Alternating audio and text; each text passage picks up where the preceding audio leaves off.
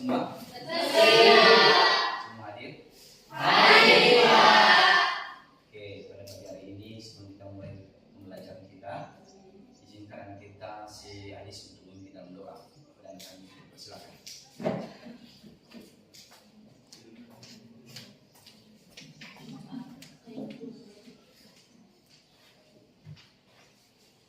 Baik teman-teman, sebelum kita membuka kegiatan belajar kita, mari kita berdoa sesuai agama dan kepercayaan kita masing-masing. Berdoa dimulai. Ya Allah Tuhan kami, terima kasih atas pertolongan yang telah Engkau berikan kepada kami mulai dari tadi pagi hingga pada saat ini. Ya Allah Tuhan kami, sebentar lagi kami akan melangsungkan kegiatan belajar mengajar kami.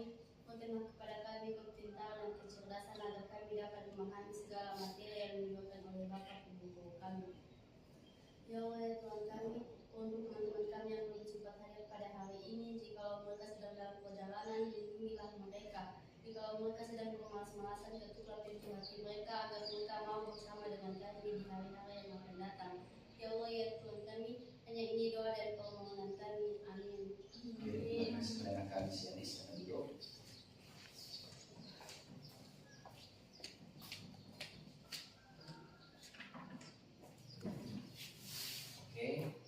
Sebelum kita memulai belajar kita pada hari ini, mari kita menyanyikan sebuah lagu mengenal Indonesia dipesan kepada anak kami si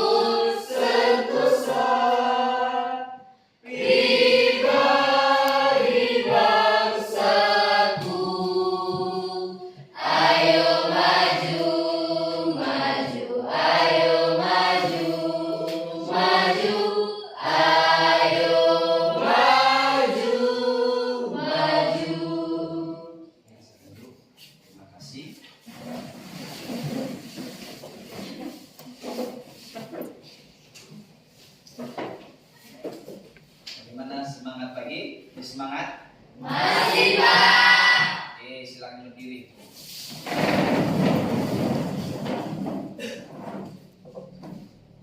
SMK? Bisa. SMK? Hebat. SMK Negeri 1 Monustoli? Manajemen perkantoran hebat, berkarya, berinovasi. Oke, terima kasih. Tepuk tangan.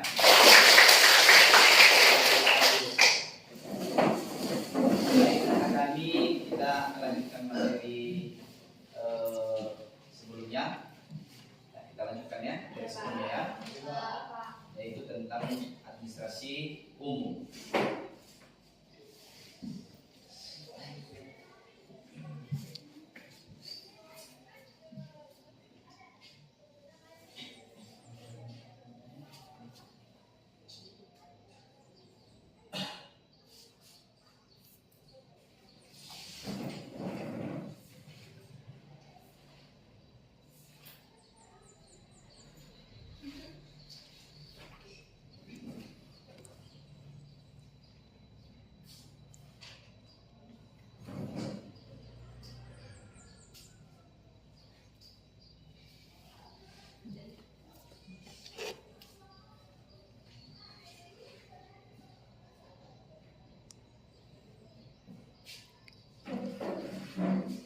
Oke, kita lanjutkan ya materi kita sebelumnya ya. Itu tentang pengelolaan administrasi umum. Nah, di mana pengelolaan administrasi umum ini ada ada pendahuluan, yaitu pengelolaan administrasi umum. Pengertiannya yaitu administrasi umum adalah keseluruhan proses penyelenggaraan kegiatan atau usaha yang dilakukan oleh 2 orang atau lebih dalam kerja sama untuk mencapai tujuan. Di mana anak kami kalau hanya 1 orang dalam pekerjaan suatu administrasi umum itu namanya bukan administrasi umum ya. Tetapi kalau lebih dari 2 orang itu namanya administrasi umum. Kenapa? Di administrasi umum itu sangat banyak dibutuhkan oleh pegawai. Melebihi dari 2 orang. Nah, yang keduanya adalah ruang lingkup. Di mana ruang lingkup itu mencakup perencanaan, pengorganisasian, pelaksanaan dan pengawasan kegiatan administrasi serta pengelolaan arsip, surat, menyurat, perlengkapan kantor dan tata ruang. Nah, di sini administrasi ini di mana adanya suatu organisasi di perkantoran itu, ya, yaitu kalau contohnya ada organisasinya yaitu pemerintahan, dinas pendidikan, ya di situ ada strukturnya, yaitu ada kepala dinasnya, ada sekretarisnya, bersama dengan ada kabit, terus di bawah kabit ada kepala seksi, baru staf. Disitulah semua nunggu dalam ruang lingkup tersebut, ya. Nah, selanjutnya di sini ada namanya fungsi administrasi umum. Fungsi administrasi umum terbagi beberapa bagian, yaitu 4. Yang satunya perencanaan, yang kedua Pengorganisasian, yang ketiga pelaksanaan, yang keempat pengawasan. di mana perencanaan ini yaitu menentukan tujuan strategi dan langkah-langkah yang akan diambil kegiatan Administrasi.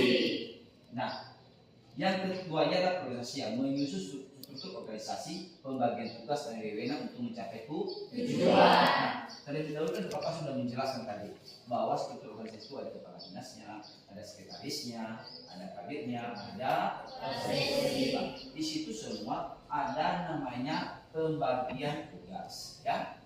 Kalau contoh yang saya kasih, kalau kepala dinasnya sebagai apa? Penanggung jawab. Kalau sekretarisnya adalah membantu kepala dinas. Kalau kabitnya sama, adalah membantu kepala dinas dan sekretaris. Sedangkan kepala sesi membantu untuk kabit melaksanakan tugas, ya. Kalau staf itu adalah membantu keseluruhan, ya. Dia membantu keseluruhan dari kepala sesi, kabit, sekretaris, dan kepala dinas. Nah, begitu juga dalam pembuatan surat-surat, ya. Kalau kita pembuatan surat-surat yang melaksanakan semua menyurat, ya, adalah staf. Kalau melaksanakan untuk konsep adalah kepala sesi.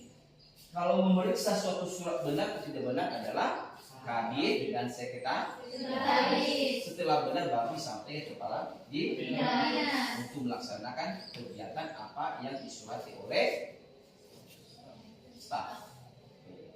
Mengerti kan? Nah, di sini ada namanya pelaksanaan, melaksanakan administrasi sesuai dengan perencanaan prosedur yang telah ditetapkan, ya.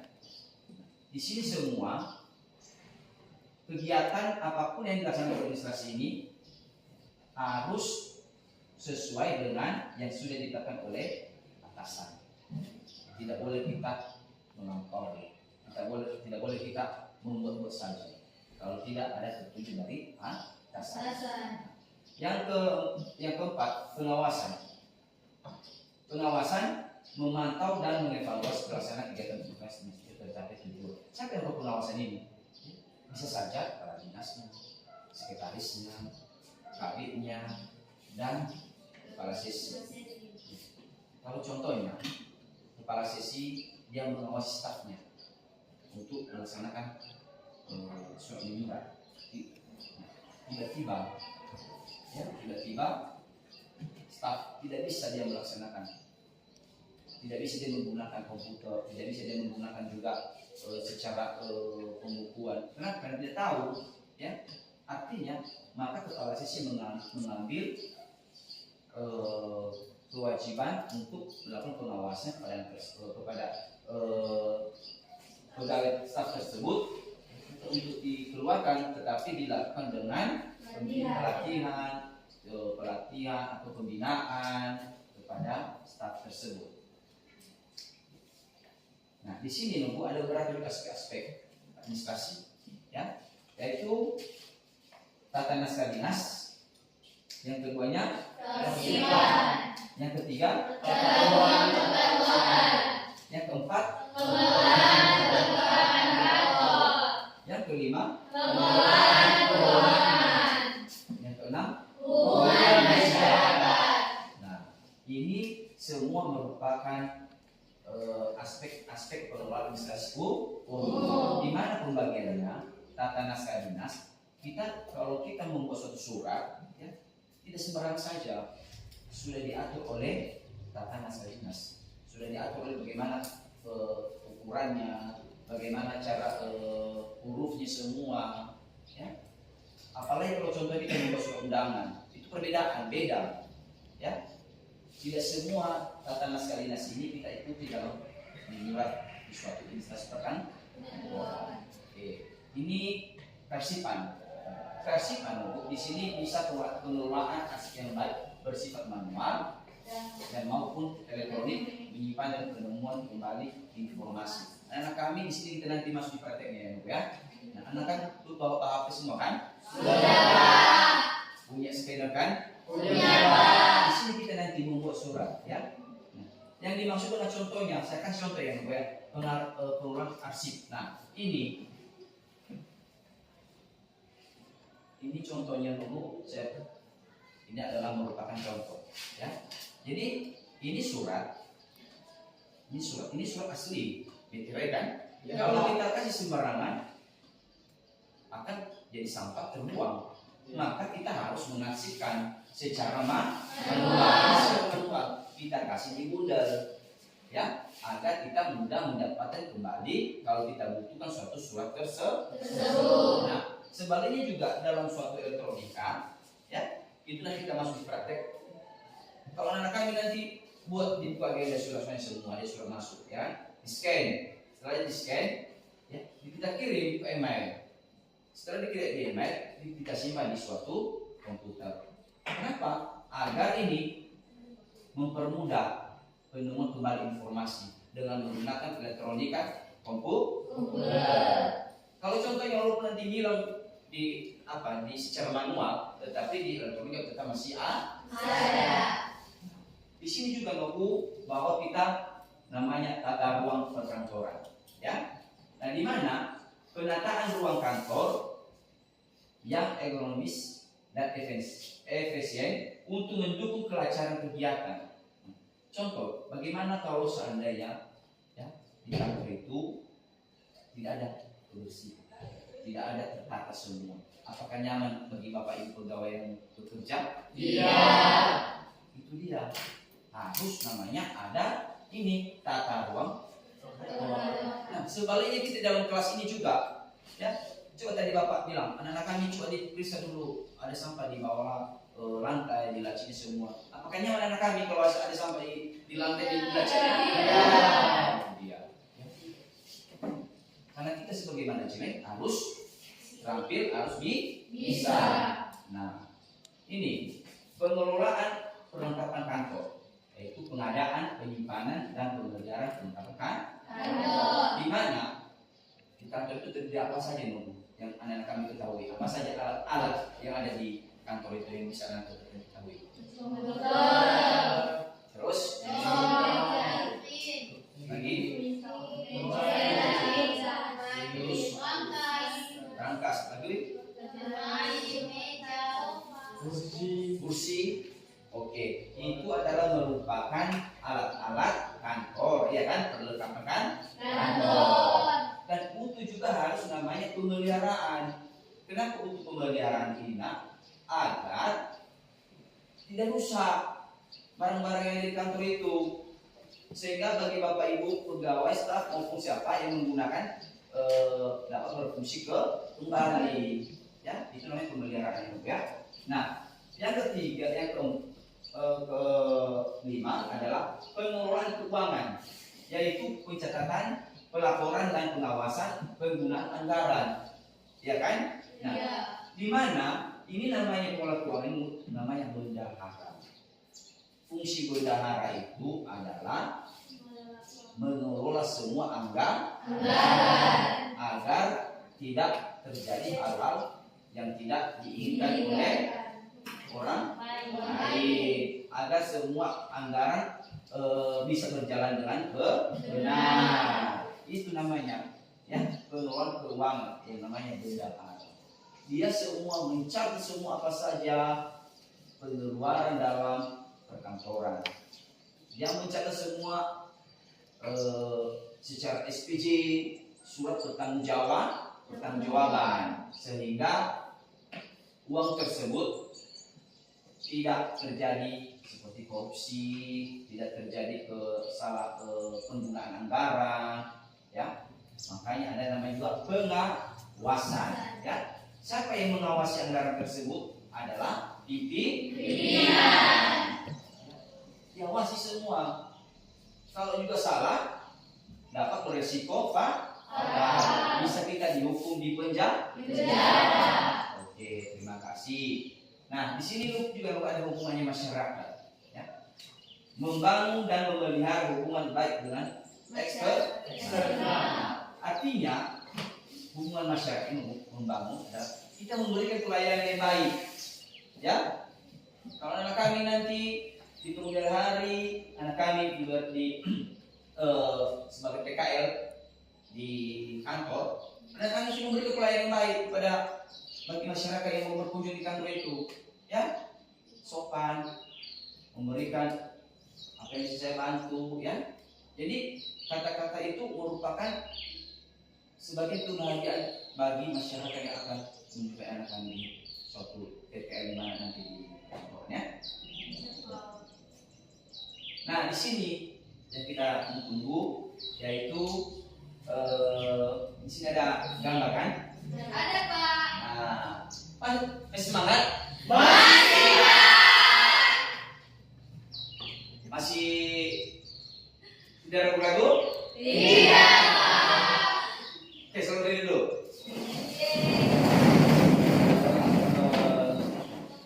Coba briefing dulu ya.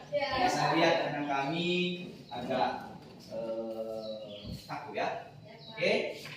Kalau saya bilang sih tepuk tangan, kalau tepuk tangan ya. Terus kalau saya bilang cas, saling cas teman. Oke.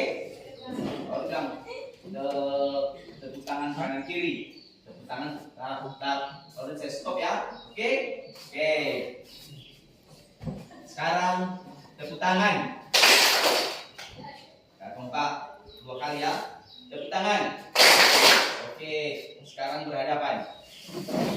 Oke, tepuk tangan sekali. Begini, nah. Oke. Dah siap? Siap. Tepuk tangan.